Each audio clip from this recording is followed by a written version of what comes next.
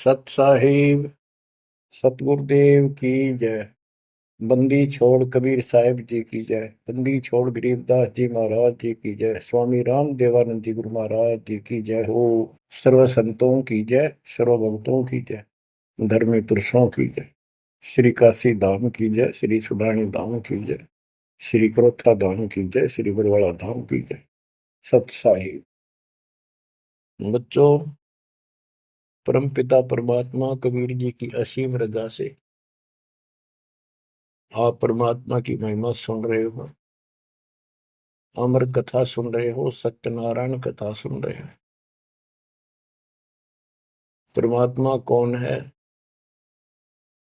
कहाँ प्रमाण है, उसका क्या नाम है,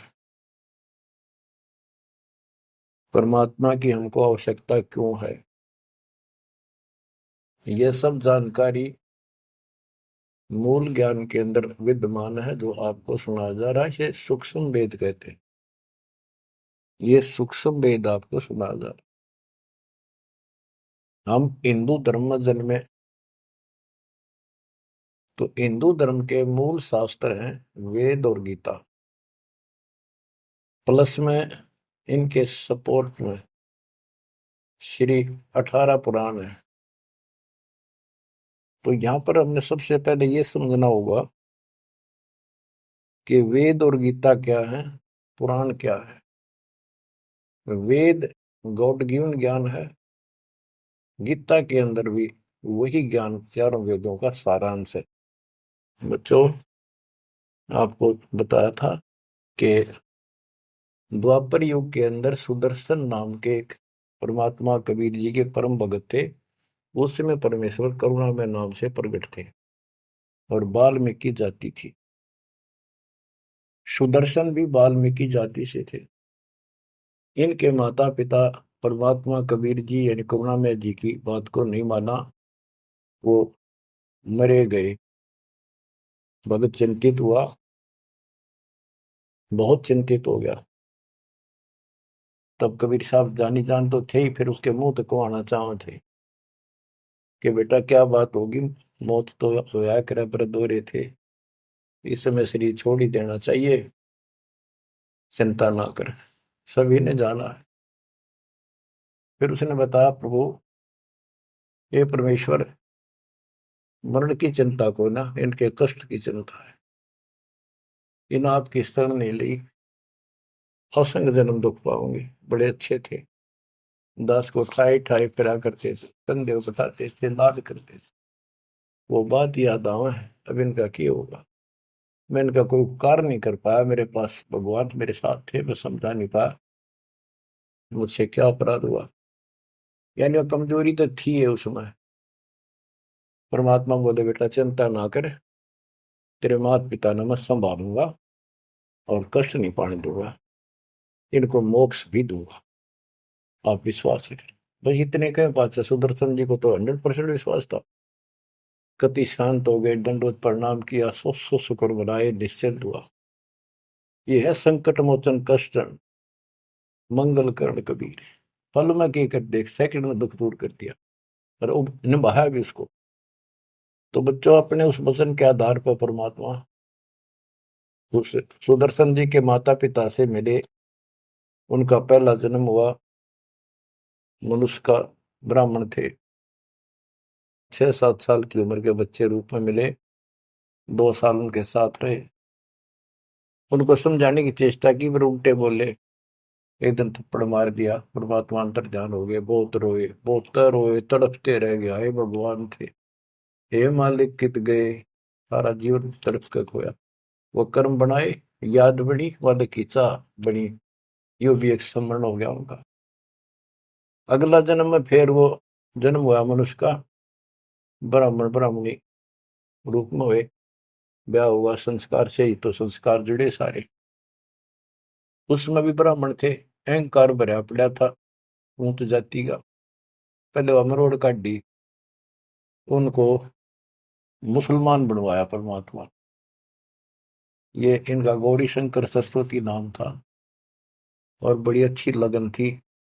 शिव जी की केवल शिव पुराणी कथा करते थे और किसी को नहीं मानते थे। ना को पाखंड करते थे, ना किसी को भ्रमित करते थे। कथा सुना दी, वो दान दक्षिणा आ गई, वो अपना स्वीकार किया, उसी से रोजी रोटी चलाते थे और दान भी करते रहते थे, क्योंकि पहले से वो सच्चा सुच्चा जीवन जीते आ रहे थे। संतान फिर भी नहीं हुई तो उनकी महिमा काफी होगी, और ब्राह्मणों से उनकी महिमा ज्यादा होगी। भाई निस्वार्थ सेवा ये करे हैं, ना कोई लालच ना मिसगाइड करते। काफी जनता, हिंदू लोग इनके दीक्षा लेने लगे। मुसलमानों को टेंशन यह होगी कि ये हिंदू धर्म का ज्यादा प्रचार कर रहा है, और जो कर्मकांडी पंडित थे उनको ये टेंशन होगी कि इसने हमारी रोजी रोटी बंद कर दी। वो उससे ईर्षा रखते थे और औरों को मिसगाइड करते थे, झूठ बोले क्या करेगा, ना कोई क्रिया बताता, ना कोई धर्म कर्म बताता, कथा सुना देता, इससे क्या होने का है। मुसलमानों को पता था कि सारा ब्राह्मण समाज इनसे दूर है, इनका कोई साथी नहीं, और ये हिंदू धर्म का प्रचार ज्यादा कर रहा है। उसको एक दिन जाके दस माता ने जबरदस्ती अपना पानी पिला दिया, उसके सारे मकान में छिड़क दिया। लोग पूछना भाई कैसे आ रहे हो, क्या हो गया, भाई इसने मुसलमान धर्म स्वीकार कर लिया। वह बात आगे की तरफ फैल गई सारी काशी में, ब्राह्मणों में। अरे गौरी शंकर तो डूब गया, मुसलमान बन गया, मुसलमानों ने सारा उनका पानी छिड़क दिया, उनको मुसलमान बना दिया बयान से। जब वह पंचायत होगी पंडितां की, बहिष्कार कर दिया, जात से निकाल दिया, धर्म से निकाल दिया, गंगा में स्नान करना बंद कर दिया, कोई नहीं जाएगा हिंदू उसके पास। अब रोजी रोटी की समस्या आ गई। उन्होंने लाकर चार लकड़ के लठ ताना बुन का काम शुरू कर दिया। पहले तो रोजगार चल रहा था दक्षिणा से, अब यह समस्या और खड़ी हो गई थी, तो वो बहुत आसानी से शुरू हो जाता। जुलाई का काम वो शुरू कर दिया।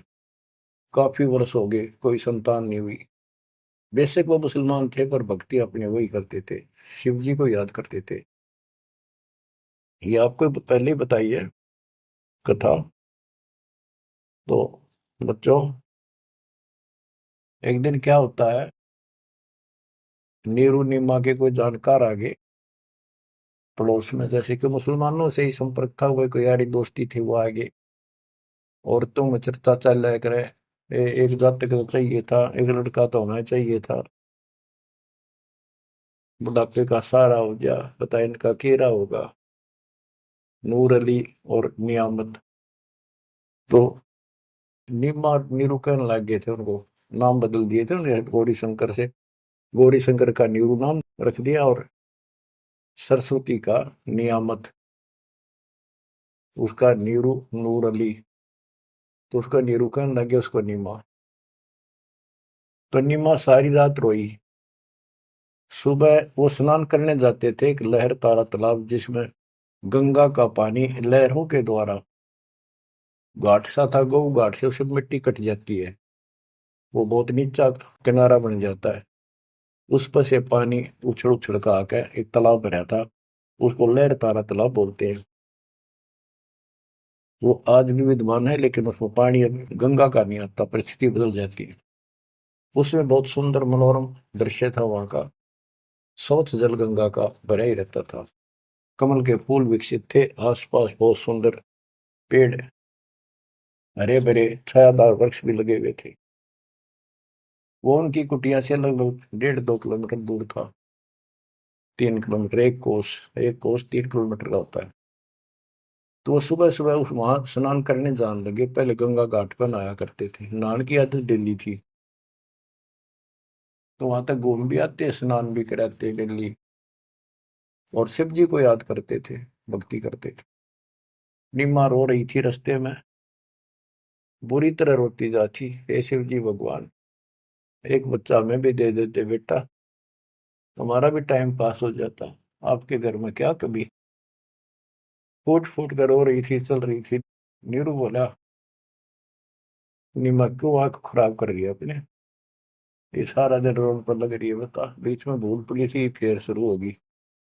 भगवान ने देना होता दे ही देते हो, पर कितनी होती है। कुछ तो जो भगवान करे ठीक ही है। वह रो ही रही थी, मान नहीं रही थी, फिर भी जैसे तैसे पहुंच गए स्नान स्थान तक। लहर तारा तालाब पर पहुंचे, फिर ये निम्मा नहा ली, बाहर आ गई, फिर नीरू स्नान करने गया। निम्मा जो कपड़ा बांध कर नहाई थी, दोबारा उसको धोने के लिए गई कपड़े चेंज करके। वो ब्रह्म मुहूर्त का समय था, सुबह सुबह 1.5 घंटा पहले सूर्य उदय से। तो उस समय पहले अंधेरा दिखता है, तुरंत ही कुछ देर बाद एकदम रोशनी सी साफ हो जाता है, अंधेरा रोशनी दिखने लग जाती है। तो नीरू नहा रहा था, वह कपड़ा धोने गई, उसने देखा कमल के फूल पे कोई वस्तु हल रही है। एक पैर दिखा, उसने सोचा कोई सांप है। बहुत ध्यान से देखा तो जो बच्चा था एक पैर हिला रहा था, नवजात शिशु। नीरू से कहा नीमा ने कि देखियो जी, बच्चा है, बालक है, लड़का है, कमल के फूल पे देखो। तो नीरू ने सोचा यार अच्छी पागल होगी, कितनी मेंटल होगी भैया बच्चे के मुंह में। नहाता नहाता कहता है नीमा तेरा दिमाग खराब हो गया, अब तुझे पानी में बालक दिखने लग गया। नीमा कसक के साथ बोली ये देखो सच्ची को देख तो एक है। जिस साइड हाथ करी थी देखा, वो थोड़ी दूर था उससे, 10 फुट का फैसला होगा। एकदम नीरू गया, कमल के फूल समेत बच्चे ने उठा कर नीमा को दे दिया। और नीमा उसे लाड करे, मुंह कर लावे, चूमे, और सौ शुक्र शंकर भगवान की गावे, सौ शुक्र मनावे। बीच का एक थोड़ा सा प्रकरण रह गया कि वहां पर एक अष्टानंद नाम का ऋषि, जो रामानंद जी का शिष्य था, उस समय के महान प्रचारक, हिंदू धर्म के एक नंबर के आचार्य थे। उसने 1400 शिष्य रखे थे ऋषि, जो कथा किया करते थे, उनमें से एक अष्टानंद था। 4 संप्रदाय थी, 52 द्वारों का वो मालिक था, वो इंचार्ज था। तो वो डेली वहां स्नान करने जाता था, वो दूसरी साइड में नहाता था, ये दूसरी साइड में नहाते थे, सरोवर बड़ा था। तो वो भी वहां स्नान करके उस प्राकृतिक सौंदर्य और भगवान के एकांत स्थान मान के भगवान की भक्ति करता था, शांति स्थान था। डेली जाता था, ध्यान लगाता था, कुछ समय भगवान की वहां भक्ति करता था, जैसे गुरु जी ने बता रखी थी। अष्टानंद जी जो ही साधना करने की चेष्टा, ध्यान में मगन होना चाहते थे, इतने में आकाश से एक प्रकाश का गोला आया। प्रकाश का गोला आया तो उसका ध्यान गया ऊपर को, उसको देखते उसकी आंखें बंद हो गई, इतना तेज नूर था। जब आंखें बंद हुई तो उसमें देखा कि एक बालक का रूप दिखा, बगैर प्रकाश का। जैसे हम सूर्य की ओर देखते हैं तो देख नहीं सकते, फिर आंखें बंद करते हैं तो अंदर प्रकाश रहित आकार दिखाई देता, सूर्य का गोलाकार। तो अष्टानंद को बड़ा आश्चर्य हुआ कि बालक प्रकाश दिखा, फिर बालक दिखा। फिर जब आंखें ठीक सी हुई, देखा तो प्रकाश एक कोने में जाके सिमट गया दूसरी साइड, जिस साइड में नीरू नीमा स्नान करने जाया करते थे। उससे पहले जब प्रकाश लहर तारा तालाब पर उतरा, सारा सरोवर जगमगा गया, इतनी रोशनी होगी। लोकति पत्ता पत्ता दिखा कमल के फूलों का। और जब उसमें सिमट गया, वो दूर था, उसने क्यों नहीं देखा क्या हो गया, कित गया। उसने अपने गुरु जी के पास उठ के आ गया, साधना नहीं करी, रामानंद जी के पास आए। उनसे पूछा हे गुरुदेव, आज मुझे ऐसा अद्भुत दृश्य दिखाई दिया, ये मेरी भक्ति की उपलब्धि है या कोई भ्रम है मेरा। ऐसे ऐसे का आकाश से प्रकाश का गोला आया, मेरी आंखें उसके नूर को सहन नहीं कर सकी, मेरी आंखें बंद हो गई। बंद होने के बाद देखो तो एक बच्चे का, बालक का रूप है, लड़के का। फिर कुछ नहीं दिखा, वो एक कोने में जाकर लहर तारा तालाब में समाप्त हो गया, अंतर ध्यान हो गया, नूर ही नहीं था। रामानंद जी को जैसी समझ थी, जैसा उन्हें अज्ञान सुन रखा था, अज्ञान सुन के ज्ञान में अंधे की बां गई, अंधे ने मारे कौन बतासी। अब जैसे ये ज्ञान सुन रहे थे, वैसे चेलों को बताया करते थे, और बता दिया कि बेटा, ऊपर से जब अवतार गण आते हैं ना, भगवान अवतार लेता है, ऐसी लीला करता है, किसी माँ के यहाँ जन्म लेगा और फिर लीला करेगा जिस उद्देश्य को लेकर आते हो। ना कोई भ्रम है, ना ही तेरी भक्ति की उपलब्धि है। ये ऐसा होता है। तो इनको यही पता था कि रामकृष्ण अवतार आए, माँ का जन्म लेते हैं इनके भगवान। और गरीबदास जी कहते हैं, गरीब अनंत कोट ब्रह्मंड में बंदी छोड़ कहाँ आए, सो तो एक कबीर है जननी जने माए। तो रामानंद दृष्टानंद की तो वही बात फैसला। अब नीरू नहा रहा था, नीमा उस भगवान से लाड कर रही थी, सो शुक्र अपने भगवान शंकर के बना रही थी। जगत का पेखड़ा पेख्या, धनी का नाम ना लेखा। बच्चों इसने कोई लेना देना नहीं था इस बात से, भाई मेरा नाम ले विष्णु का, ले शंकर को, किसी को क्रेडिट दे, पर इनमें इनकी आस्था बनी रहा भगवान में। ये चाहूं थे दाता आज तक। नरसिंह रूप लेकर ना कुछ मारा है, विष्णु को क्रेडिट कोई बात नहीं, चलन दो, बतेरे दिन चल गई इनकी, अब सारा क्लियर हो जाएगा। मूसल को 3-4 साल का बाल के उठा नहीं सकता, ये तो कभी बच्चे थे उस दाता के। फिर भी अब बच्चों देखो, वो मालिक अपना बाप है, माँ भी वही है और पिता भी वही है। वो दोनों तरफ से दुखी है हमारे लिए, उसमें इतना मोह है। माँ का मोह बालक में घना, पिता का मोह माँ का उससे बहुत घना। और भगवान का उन दोनों वाला, माँ भी है वो हमारी, पिता भी। इसलिए तो दुखी हो रहा है ना, क्या जरूरत थी उस पानी में वहां का प्रगट होने की से, भूतावास के अंदर जंगल में अपनों के लिए मरता। अब बच्चों परमात्मा ने अपनी महिमा नहीं बनानी थी, उसने तो आस्था रख रही थी भगवान में, इनकी आस्था बनी रही। बच्चों अब हमें ज्ञान हो गया कि वो भगवान है जिसको नीमा सीने का लगाए खड़ी थी, लाड कर रही थी, प्यार कर रही थी। उस समय उसके शरीर की स्थिति कैसी होगी। गीता अध्याय 18 श्लोक 62 में कहा है कि उस परमेश्वर की शरण में जा तू, उसकी कृपा से तू परम शांति को और सनातन परम धाम को प्राप्त होगा। वो सुख सागर है और वो असंग ब्रह्मांड का स्वामी। अरे गोदी में कितनी पुण्यात्मा है वो बच्चों, एक साथ बताओ। उस मालिक का नाम लेने से कितनी खुशी होती है, शरीर में अलग से एक लहर दौड़ती है। और वो बहन उसको सीने से लगा रही, मुंह चूमे, लाड करे। कितना मोह हो गया, सो सको रे शंकर भगवान, हे भोलेनाथ, बड़ी दया करी। इतने में नीरू स्नान करके आ जाता है।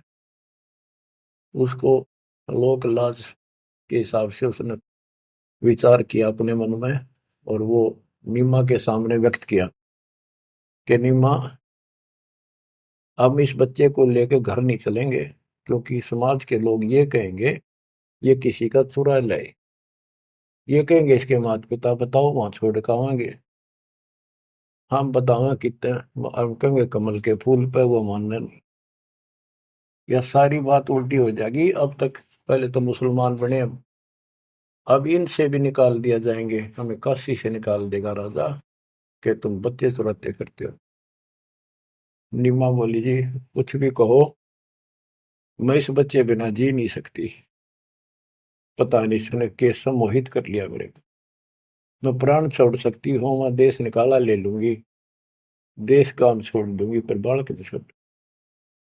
निम्मा का अटल फैसला सुन कर नीरू को जिंदगी में पहली बार दुख हुआ कि अकती जितनी होगी मैं इसकी सारी मानता हूँ या एक भी नहीं मानती मेरी।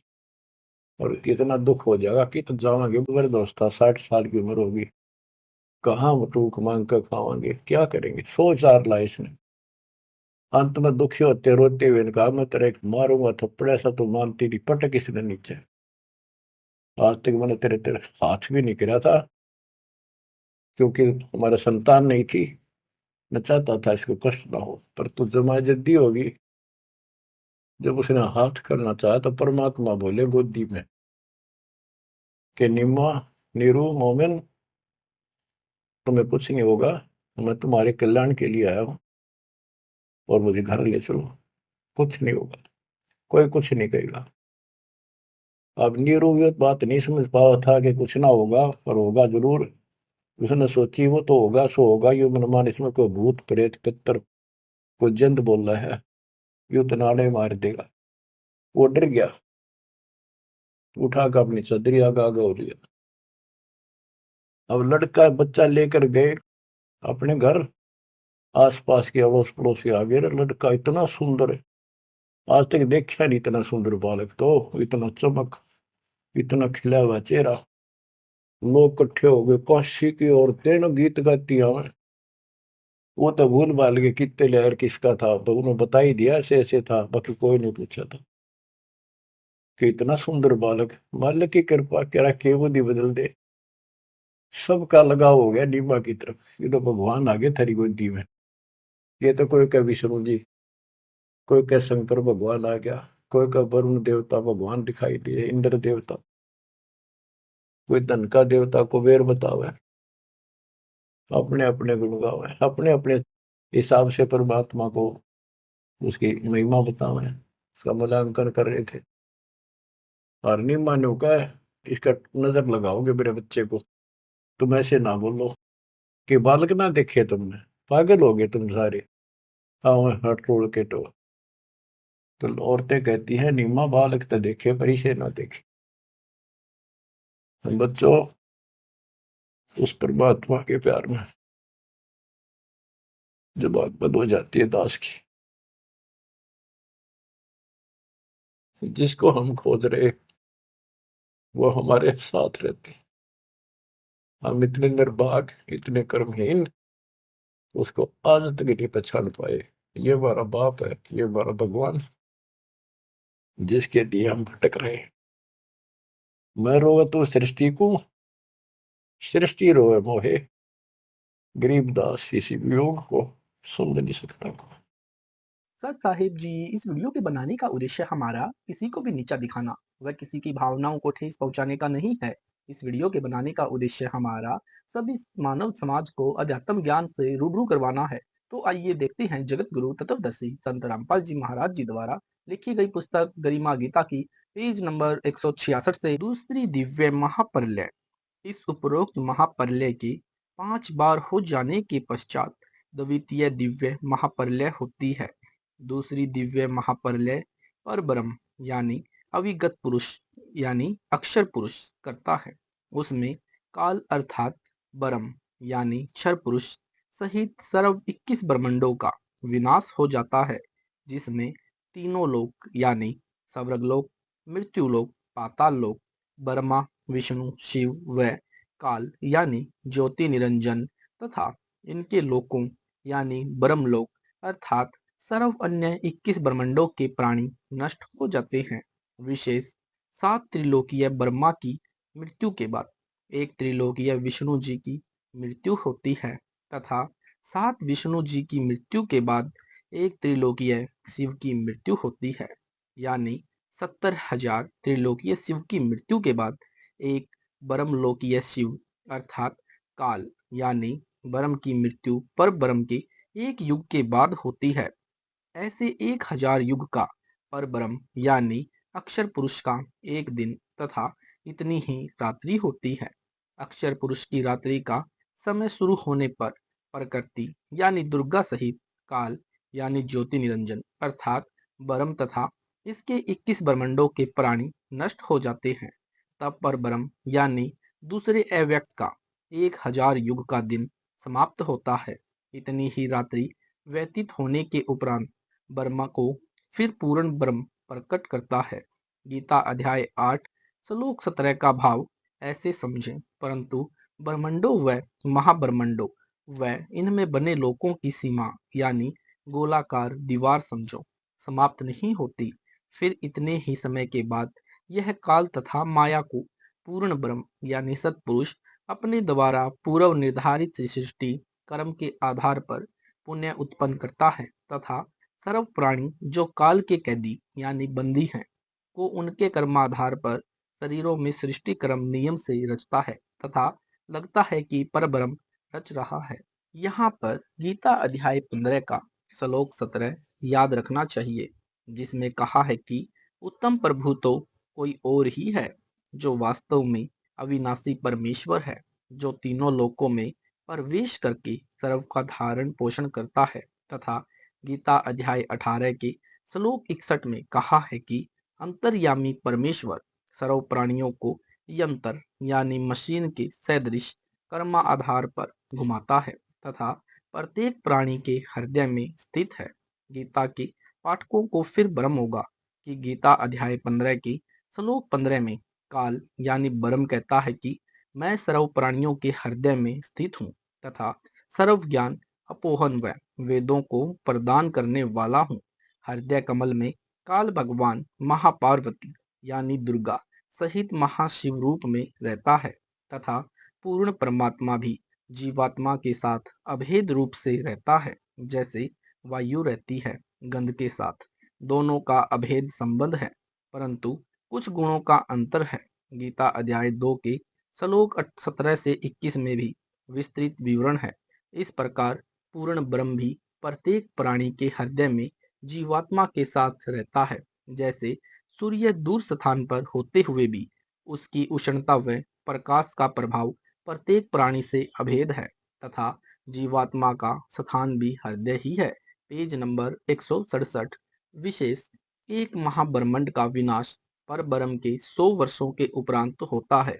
इतने ही वर्षों तक एक महाब्रह्मांड में प्रलय रहती है। काल अर्थात ब्रह्म यानी ज्योति निरंजन को तो ऐसा जानो जैसे गर्मियों के मौसम में राजस्थान या हरियाणा आदि क्षेत्रों में वायु का एक स्तंभ जैसा यानी मिट्टी युक्त वायु आसमान में बहुत ऊंचे तक दिखाई देता है तथा चक्कर लगाता हुआ चलता है, जो अस्थायी होता है, परंतु गंध तो वायु के साथ अभेद रूप में है। इसी प्रकार जीवात्मा तथा परमात्मा का सूक्ष्म संबंध समझें। ऐसे ही सर्व प्रलय तथा महाप्रलय के कर्म को पूर्ण परमात्मा यानी सतपुरुष या कबीर देव से ही होना निश्चित समझे।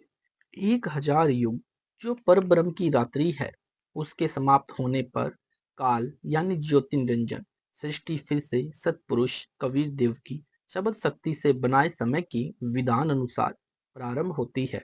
अक्षर पुरुष पूर्ण ब्रह्म के आदेश से काल यानी ज्योति निरंजन व माया यानी प्रकृति या दुर्गा को सर्व प्राणियों सहित काल के 21 ब्रह्मांड में भेज देता है तथा पूर्ण ब्रह्म के बनाए विधान अनुसार सर्व ब्रह्मांडों में अन्य रचना प्रभु कबीर जी की कृपा से हो जाती है। माया तथा काल यानी ज्योति निरंजन के सूक्ष्म शरीर पर नूरी शरीर भी पूर्ण परमात्मा ही रचता है तथा शेष उत्पत्ति ब्रह्म यानी काल अपनी पत्नी दुर्गा यानी प्रकृति के संयोग से करता है। शेष स्थान निरंजन 5 तत्व के आधार से रचता है। फिर काल यानी ज्योति निरंजन अर्थात ब्रह्म की सृष्टि प्रारंभ होती है। इस प्रकार यह परब्रह्म दूसरा अव्यक्त कहलाता है। तीसरी दिव्य महाप्रलय जैसा कि पूर्वोक्त विवरण में पढ़ा कि 70,000 काल यानी ब्रह्म की शिव रूपी पात्रों की मृत्यु के पश्चात एक ब्रह्म यानी महाशिव की मृत्यु होती है। वह समय परब्रह्म का एक युग होता है। इसी के विषय में गीता अध्याय 2 श्लोक 12 में, अध्याय 4 श्लोक 5 तथा 9 में, अध्याय 10 श्लोक 2 में गीता ज्ञानदाता प्रभु कह रहा है कि मेरी भी जन्म मृत्यु होती है। बहुत से जन्म हो चुके हैं जिनको देवता लोग यानी ब्रह्मा विष्णु तथा शिव सहित वह महर्षि जन भी नहीं जानते, क्योंकि वे सर्व मुझसे ही उत्पन्न हुए हैं। गीता अध्याय 4 श्लोक 9 में कहा है कि मेरी जन्म और कर्म दिव्य है। पर ब्रह्म के एक युग में काल भगवान सदाशिव वाला शरीर त्यागता है तथा पुण्य अन्य ब्रह्मांड में अन्य 3 रूपों में विराजमान हो जाता है। यह लीला स्वयं करता है। पर ब्रह्म का एक दिन 1000 युग का होता है। इतनी ही रात्रि होती है।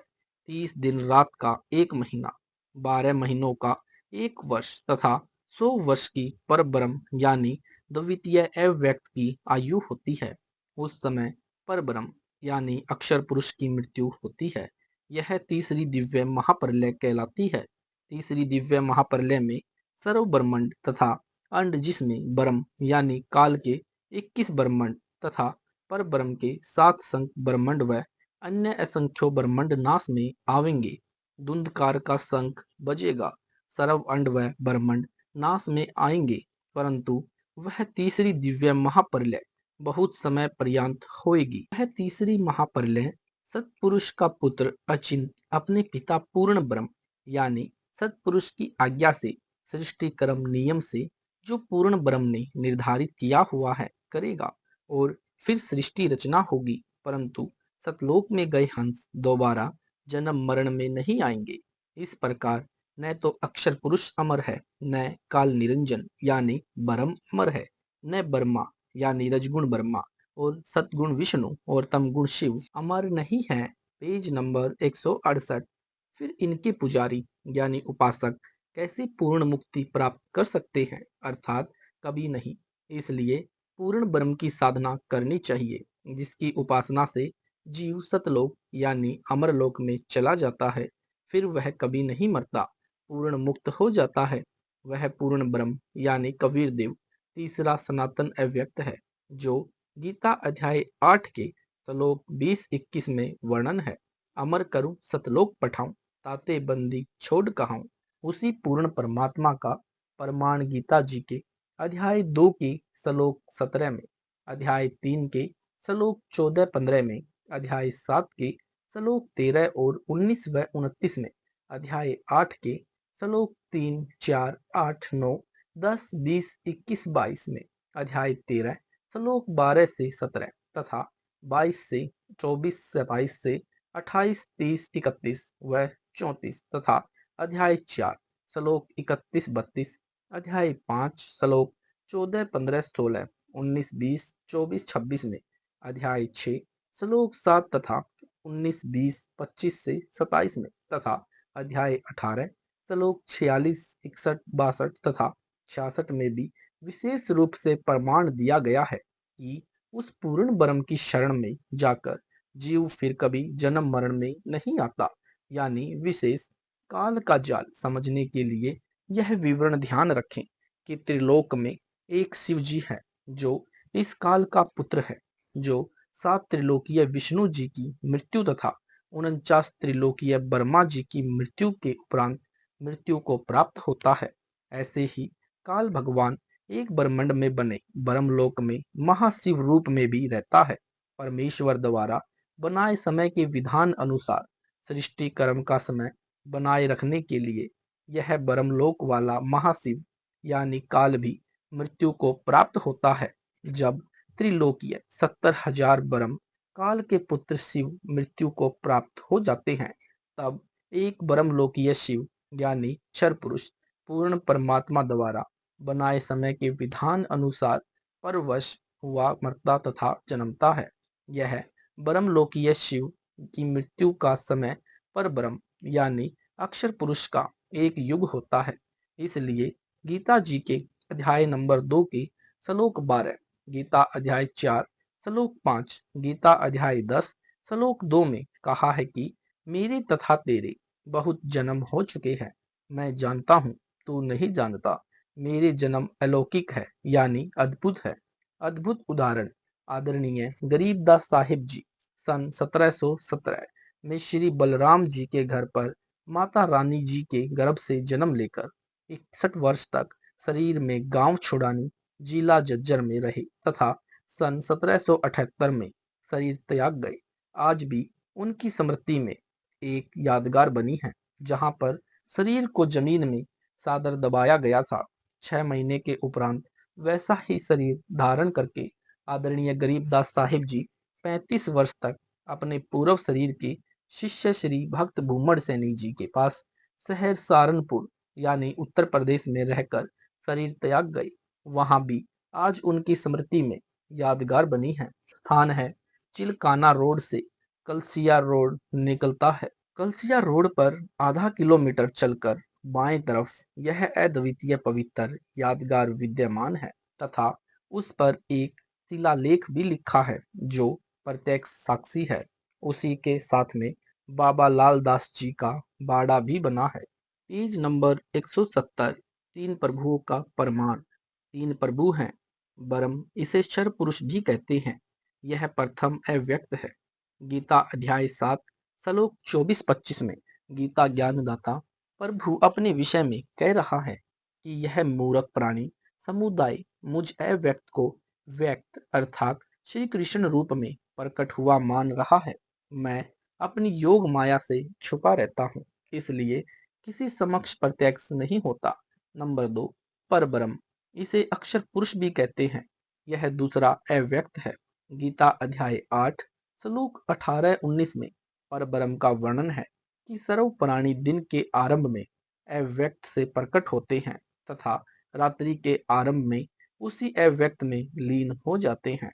नंबर 3, पूर्ण ब्रह्म, इसे परम अक्षर पुरुष भी कहते हैं। यह तीसरा अव्यक्त है। गीता अध्याय 8 श्लोक 20 में कहा है कि श्लोक 18-19 में कहे अव्यक्त से भी परे दूसरा सनातन अव्यक्त भाव है। वह परम दिव्य पुरुष सब प्राणियों के नष्ट होने पर भी नष्ट नहीं होता। यह तीसरा अव्यक्त हुआ।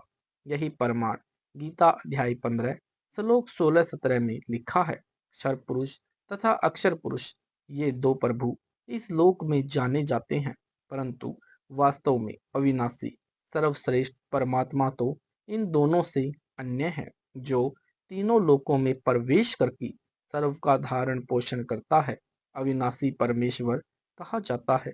यही प्रमाण गीता अध्याय 15 श्लोक 1 से 4 में कहा है कि इस संसार रूपी वृक्ष की मूल तो परम दिव्य पुरुष है।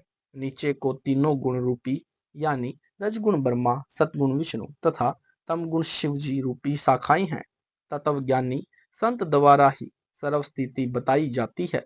उस तत्व ज्ञान द्वारा समझकर उस पूर्ण परमात्मा की खोज करनी चाहिए, जहां जाने के पश्चात पुण्य संसार में नहीं आते। उसी की पूजा करो, मैं भी उसी की शरण हूँ। इस अध्याय 15 श्लोक 1 में संसार की मूल पूर्ण परमात्मा कहा है। जड़ों से ही वृक्ष को आहार प्राप्त होता है। इसी प्रकार पूर्ण परमात्मा तीसरा अव्यक्त सर्वलोकों का पालन करता है। उपरोक्त विवरण से तीन प्रभु सिद्ध हुए। Page number 171। ब्रह्म यानी काल का परम धाम भी सतलोक है। विशेष पवित्र गीता अध्याय 8 श्लोक 21 का भावार्थ है कि काल यानी ज्योति निरंजन सतलोक से निष्कासित है, इसलिए कह रहा है कि मेरा भी परम धाम वही सतलोक स्थान है, अर्थात मैं यानी काल भी उसी समय यानी उसी परम धाम से आया हुआ हूँ।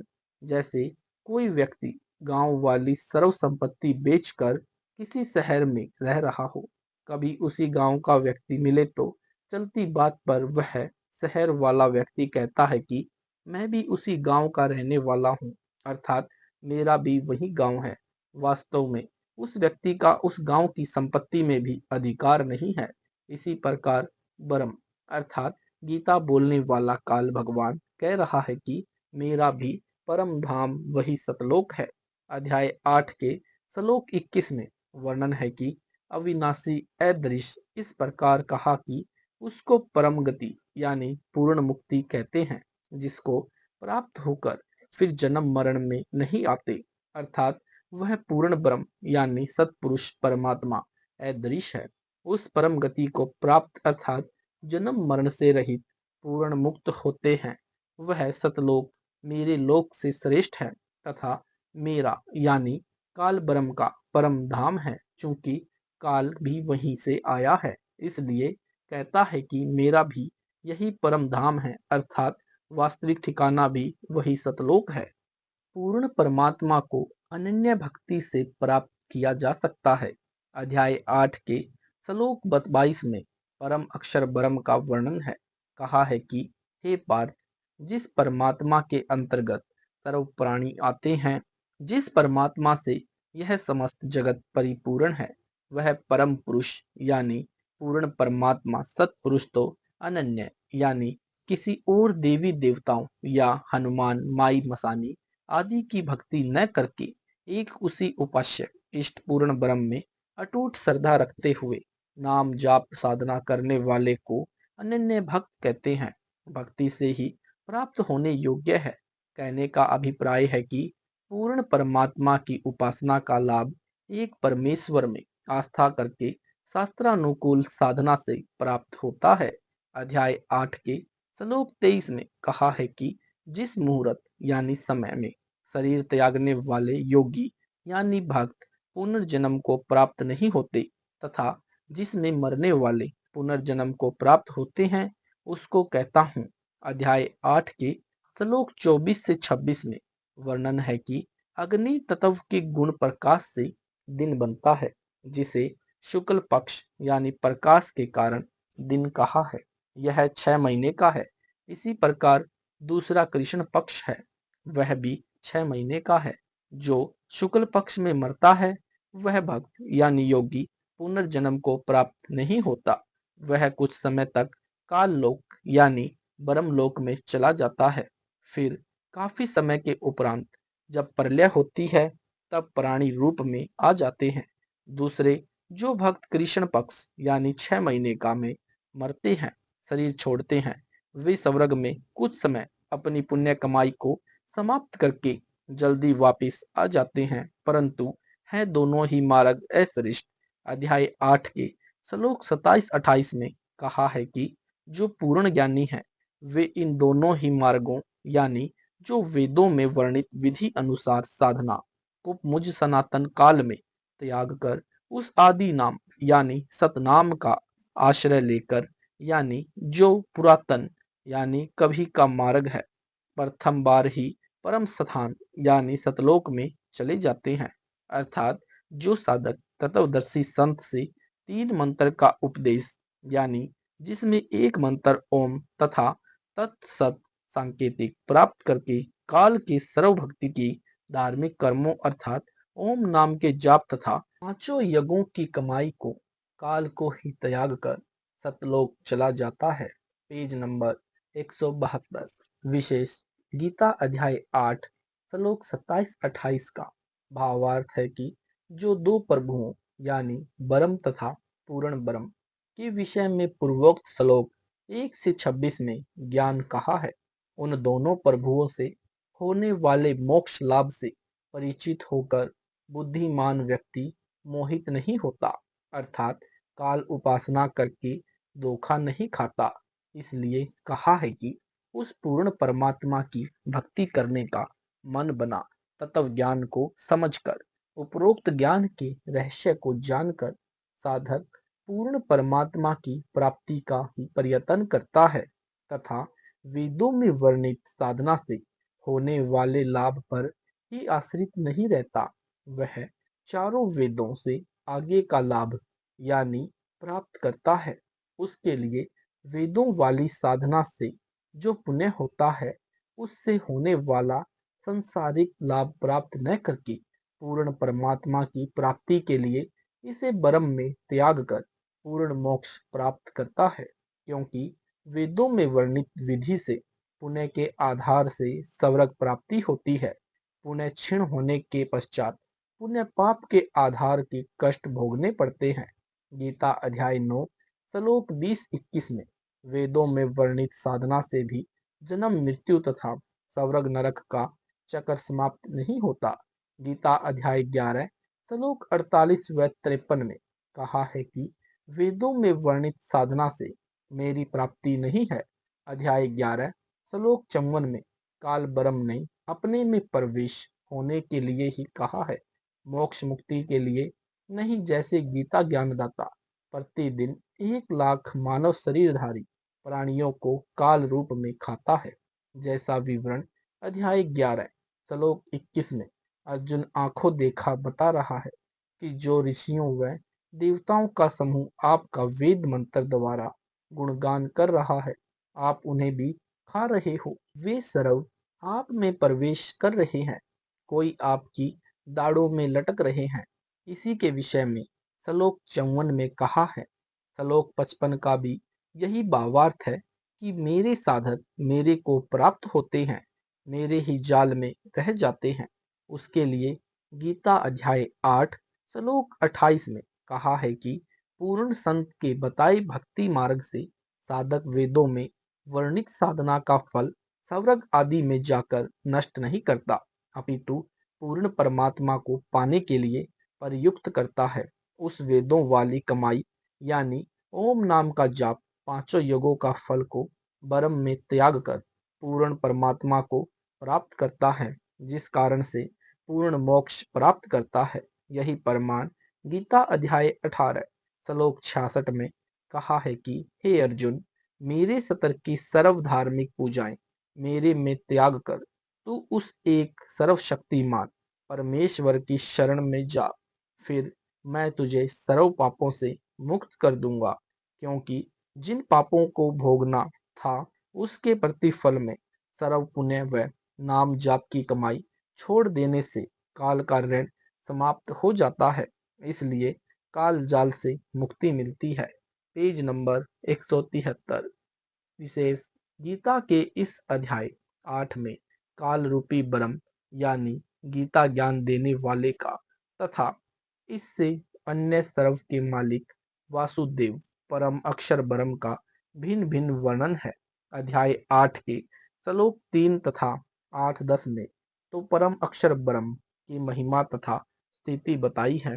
श्लोक 5 तथा 7 में गीता ज्ञानदाता ने अपनी स्थिति बताई है। कहा है कि यदि मेरी भक्ति करेगा तो युद्ध भी करना होगा, मुझे ही प्राप्त होगा। जन्म मरण तेरा और मेरा सदा बना रहेगा। यदि उस परम अक्षर ब्रह्म की भक्ति करेगा तो उसको प्राप्त होगा, फिर जन्म मरण कभी नहीं होगा, परम शांति प्राप्त होगी तथा सनातन परम धाम यानी सतलोक प्राप्त होगा, जिसका वर्णन गीता अध्याय 18 श्लोक 62 में है। गीता ज्ञानदाता ने अपनी भक्ति का मंत्र अध्याय 8 के श्लोक 13 में बताया है कि मुझ ब्रह्म का केवल एक ओम अक्षर है तथा उस परम अक्षर ब्रह्म का भक्ति का मंत्र गीता अध्याय 17 के श्लोक 23 में ओम तत्सत बताया है। गीता अध्याय 15 श्लोक 16-17 में तीन पुरुषों की जानकारी है, क्षर पुरुष और अक्षर पुरुष तथा परम अक्षर पुरुष यानी परम अक्षर ब्रह्म जो ऊपर वाले दोनों से उत्तम पुरुष है। वही अध्याय 8 श्लोक 17 में अक्षर पुरुष का एक दिन 1000 युग का बताया है। उसका विस्तार से वर्णन इसी अध्याय 8 के सारांश में कर दिया है। अर्जुन उवाच। गीता अध्याय 8 श्लोक 1 का अनुवाद।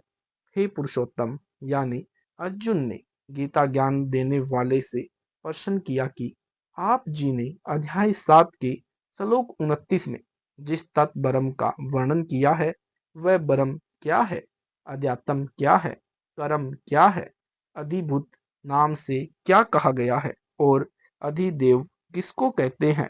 अध्याय 8 श्लोक 2 का अनुवाद। ए मधुसूदन, यहाँ अधियज्ञ कौन है और वह इस शरीर में कैसे है तथा युक्त चित्त वाले पुरुषों द्वारा अंत समय में किस प्रकार जानने में आते हैं। गीता ज्ञानदाता का उवाच। अध्याय 8 श्लोक 3 का अनुवाद। गीता ज्ञानदाता काल ब्रह्म ने उत्तर दिया, वह परम अक्षर ब्रह्म है, जिस परम अक्षर ब्रह्म का स्वभाव यानी गुण तथा महिम अध्यात्म कहा जाता है। भावार्थ है कि परमात्मा कैसा है, उसकी भक्ति से क्या लाभ है, उसकी कैसे प्राप्ति होती है, यह परमात्मा का स्वभाव यानी अध्यात्म ज्ञान है। इसे अध्यात्म नाम से कहा जाता है तथा जीव भाव को उत्पन्न करने वाला कर्म विसर्ग यानी सृष्टि कर्म कहा जाता है। अध्याय 8 श्लोक 4 का अनुवाद। इस देहधारियों में श्रेष्ठ अर्थात मानव शरीर में नाशवान स्वभाव वाले अधिभूत जीव का स्वामी और अधिदेव देवी शक्ति का स्वामी, यज्ञ का स्वामी अर्थात यज्ञ में प्रतिष्ठ अधियज्ञ पूर्ण परमात्मा है। इसी प्रकार इस मानव शरीर में मैं हूँ।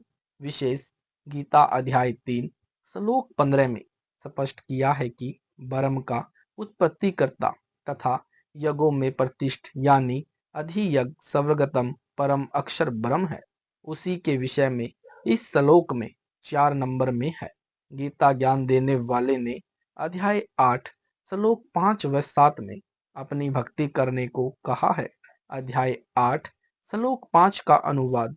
जो अंत काल में भी मुझको ही सुमरण करता हुआ शरीर को त्याग कर जाता है, वह ब्रह्म तक की साधना के भाव को अर्थात स्वभाव को प्राप्त होता है, इसमें कुछ संदेह नहीं है। पेज नंबर 174, भक्ति का नियम, अध्याय 8, श्लोक 6 का अनुवाद। हे कुंती पुत्र अर्जुन, यह नियम है कि मनुष्य अंत काल में जिस जिस भी भाव सुमरण करता हुआ, अर्थात जिस भी देव की उपासना करता हुआ शरीर का त्याग करता है, उसको ही प्राप्त होता है, क्योंकि वह सदा उसी के भक्ति भाव में भावित रहता है, इसलिए उसी को प्राप्त होता है।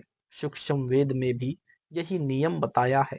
कबीर, जहाँ आशा तहाँ बासा होई, मन कर्म वचन सुमरियो सोई, अध्याय 8, श्लोक 7 का अनुवाद। इसलिए हे अर्जुन, तू सब समय में निरंतर मेरा सुमरण कर और युद्ध भी कर। इस प्रकार मुझ में अर्पण किए हुए मन बुद्धि से युक्त होकर तू निसंदेह मुझको ही प्राप्त होगा, अर्थात जब कभी तेरा मनुष्य का जन्म होगा, मेरी साधना पर लगेगा तथा मेरे पास ही रहेगा। गीता ज्ञानदाता ने अपने से अन्य परम अक्षर ब्रह्म की भक्ति को कहा है। अध्याय 8, श्लोक 8 का अनुवाद। हे पार्थ, परमेश्वर के नाम जाप के अभ्यास रूप योग से युक्त, अर्थात उस पूर्ण परमात्मा की पूजा में लीन दूसरी ओर न जाने वाले चित्त से निरंतर चिंतन करता हुआ भक्त परम दिव्य परमात्मा को, अर्थात परम अक्षर ब्रह्म को ही प्राप्त होता है। अध्याय 8, श्लोक 9 का अनुवाद। कबीर देव, अर्थात कबीर परमेश्वर, जो कवि रूप से प्रसिद्ध होता है, वह अनादि, सबके नियंता, सूक्ष्म से भी अति सूक्ष्म, सबके धारण पोषण करने वाले अचिंत्य स्वरूप सूर्य के सदृश नित्य प्रकाशमान है, जो उस अज्ञान रूप अंधकार से अति परे सच्चिदानंद घन ब्रह्म परमेश्वर यानी परम अक्षर ब्रह्म का सुमरण करता है। अध्याय 8, श्लोक 10 का अनुवाद। वह भक्ति युक्त साधक अंत काल में नाम के जाप की भक्ति की शक्ति के प्रभाव से भरी कुटी के मध्य में प्राण को अच्छी प्रकार स्थापित करके फिर निश्चल मन से स्मरण करता हुआ उस दिव्य रूप परम भगवान को ही प्राप्त होता है। अध्याय 8, श्लोक 11 का अनुवाद।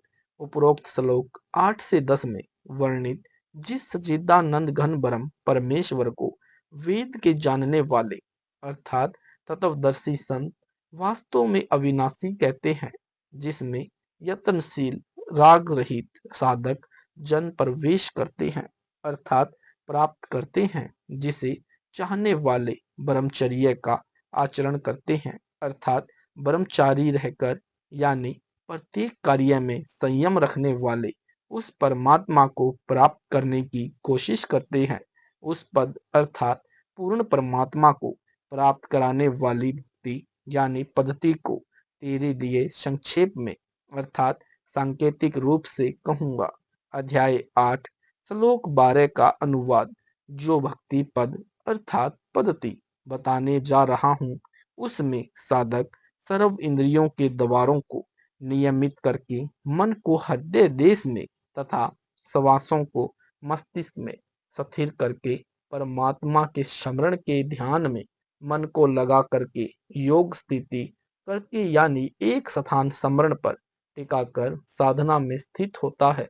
अध्याय 8, श्लोक 13 का अनुवाद। गीता ज्ञानदाता ब्रह्म कह रहा है कि उपरोक्त श्लोक 11-12 में जिस पूर्ण मोक्ष मार्ग के नाम जाप में 3 अक्षर का जाप कहा है, उसमें मुझ ब्रह्म का तो यह ओम एक अक्षर है, उच्चारण करते हुए स्मरण करने अर्थात साधना करने का जो शरीर त्याग जाता हुआ स्मरण करता है, अर्थात अंतिम समय में स्मरण करता हुआ मर जाता है, वह यानी ओम के जाप से होने वाली परम गति को प्राप्त होता है। Page number 175। अध्याय 8, श्लोक 14 का अनुवाद। हे अर्जुन, जो अनन्य चित्त होकर सदा ही निरंतर मुझको सुमरण करता है, उस नित्य निरंतर युक्त हुए योगी के लिए मैं सुलभ हूँ। अध्याय 8, श्लोक 15 का अनुवाद। मुझको प्राप्त साधक तो क्षण भंगुर दुख के घर बार बार जन्म मरण में है। परम अर्थात पूर्ण परमात्मा की साधना से होने वाली सिद्धि को प्राप्त महात्मा जन जन्म मरण को ही प्राप्त होते हैं। यही प्रमाण गीता अध्याय 2 श्लोक 12, अध्याय 4 श्लोक 5 व 9 तथा गीता अध्याय 15 श्लोक 4, अध्याय 18 श्लोक 62 में है, जिनमें कहा है कि मेरे तथा तेरे अनेकों जन्म व मृत्यु हो चुके हैं, परंतु उस परमेश्वर को प्राप्त करके ही साधक सदा के लिए जन्म मरण से मुक्त हो जाता है। वह फिर लौटकर इस क्षण भंगुर लोक में नहीं आता। अध्याय 8 श्लोक 16 का अनुवाद। हे अर्जुन, परम लोक से लेकर सब लोग बारंबार उत्पत्ति नाश वाले हैं, परंतु हे कुंती पुत्र, जो यह नहीं जानते वे मुझे प्राप्त होकर भी नहीं जन्मते। दूसरे अव्यक्त यानी अक्षर पुरुष का ज्ञान। अध्याय 8 श्लोक 17 का अनुवाद। अक्षर पुरुष यानी पर ब्रह्म का जो एक दिन है, उसको 1000 युग की अवधि वाला और रात्रि को भी 1000 युग तक की अवधि वाला तत्व से जानते हैं। वे तत्वदर्शी संत दिन रात्रि के तत्व को जानने वाले हैं। नोट: इसका पूरा वर्णन सारांश में पढ़ें। अध्याय 8 श्लोक 18 का अनुवाद। संपूर्ण प्रत्यक्ष आकार में आया संसार अक्षर पुरुष यानी पर ब्रह्म के दिन के प्रवेश काल में अव्यक्त से अर्थात अदृश्य अक्षर पुरुष से उत्पन्न होते हैं और रात्रि आने पर उस अदृश्य अर्थात परोक्ष अक्षर पुरुष में ही लीन हो जाते हैं। अध्याय 8 श्लोक 19 का अनुवाद। हे पार्थ, यह प्राणी समुदाय उत्पन्न होकर संस्कार वश होकर रात्रि के प्रवेश काल में लीन होता है और दिन के प्रवेश काल में फिर उत्पन्न होता है। तीसरे अव्यक्त यानी परम अक्षर ब्रह्म का ज्ञान। विशेष श्लोक नंबर 20 से 22 में परम अक्षर ब्रह्म की महिमा बताई है, जो वास्तव में अविनाशी है, सर्व प्राणियों के नष्ट होने पर भी नष्ट नहीं होता। अध्याय 8 श्लोक 20 का अनुवाद।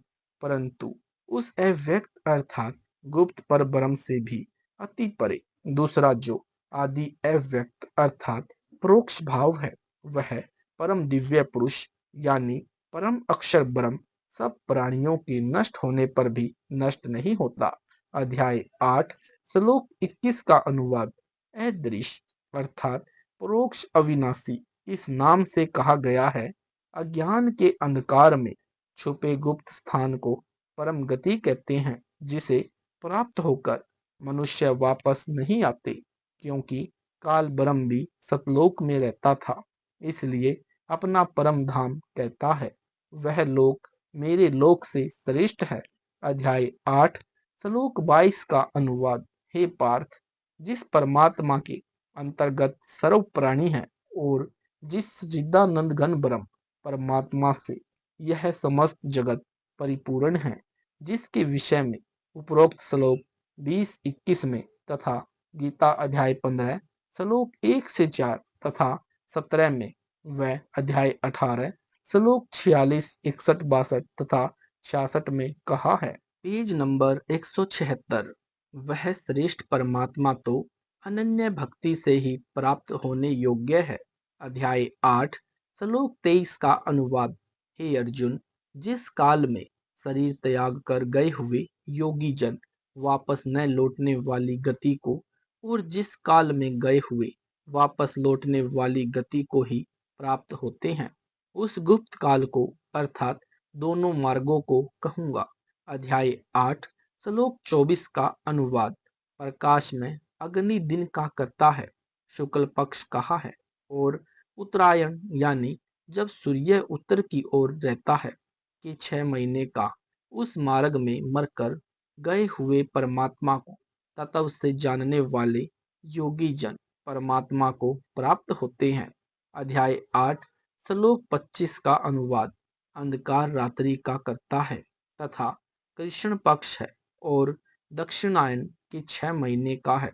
उस मार्ग में मरकर गया हुआ योगी चंद्रमा की ज्योति को प्राप्त होकर स्वर्ग में अपने शुभ कर्मों का फल भोग कर वापस आता है। अध्याय 8 श्लोक 26 का अनुवाद। क्योंकि जगत के ये दो प्रकार के शुक्ल और कृष्ण मोक्ष मार्ग सनातन माने गए हैं। इनमें एक के द्वारा गया हुआ जिससे वापस नहीं लौटना पड़ता उस परम गति को प्राप्त होता है और दूसरे मार्ग द्वारा गया हुआ फिर वापस आता है अर्थात जन्म मरण को प्राप्त होता है। अध्याय 8 श्लोक 27 का अनुवाद। हे पार्थ, इस प्रकार इन दोनों मार्गों की भिन्नता को तत्व से जानकर कोई भी योगी मोहित नहीं होता। इस कारण हे अर्जुन, तू सब काल में समुद्धि रूप योग से युक्त हो अर्थात निरंतर पूर्ण परमात्मा प्राप्ति के लिए साधन करने वाला हो। अध्याय 8 श्लोक 28 का अनुवाद। साधक इस पूर्वोक्त रहस्य को तत्व से जानकर वेदों के पढ़ने में तथा यज्ञ तप और दान आदि के करने में जो पुण्य फल कहा है उस सब को निसंदेह मुझ में त्याग कर वेदों से आगे वाला ज्ञान जानकर शास्त्र विधि अनुसार साधना करता है तथा अंत समय में पूर्ण परमात्मा के उत्तम लोक को प्राप्त होता है। विशेष पाठक जन भ्रम में न पड़े कि कहीं हमारी मृत्यु उत्तरायण वाले शुक्ल पक्ष में न हो और हम परमात्मा को प्राप्त न हो सके। सतगुरु का हंस सत्य साधना करता है जिस कारण से उसकी मृत्यु अपने आप ही उत्तरायण वाले शुक्ल पक्ष में होती है। भक्ति का यही तो विशेष प्रभाव है।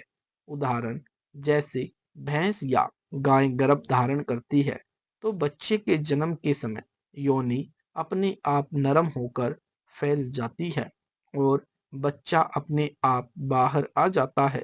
परंतु गोबर का गुदा दवार है, गोबर उसी से बाहर आता है, उसमें कोई विशेष प्रक्रिया नहीं होती।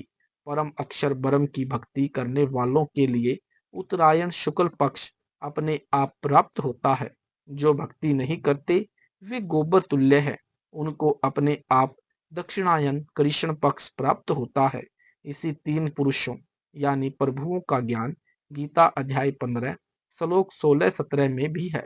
उन्हीं का वर्णन गीता अध्याय 7 श्लोक 24-25, अध्याय 9 श्लोक 4 में है तथा गीता अध्याय 8 श्लोक 18-22 में है। प्रथम स्वव्यक्त काल ब्रह्म यानी गीता ज्ञान देने वाला है जिसका प्रमाण गीता अध्याय 7 श्लोक 24-25 में है। दूसरा अव्यक्त गीता अध्याय 8 श्लोक 18 से 19 में दूसरे अव्यक्त यानी अक्षर पुरुष का वर्णन है। नंबर 3 तीसरा अव्यक्त यानी परम अक्षर ब्रह्म का गीता अध्याय 8 श्लोक 20 से 22 में वर्णन है। सत साहिब जी, वीडियो अच्छा लगा है तो वीडियो को लाइक करें, शेयर करें, कमेंट करें। ऐसे ही वीडियो देखने के लिए यूट्यूब पर हमारे चैनल को सब्सक्राइब जरूर करें। सत साहिब जी।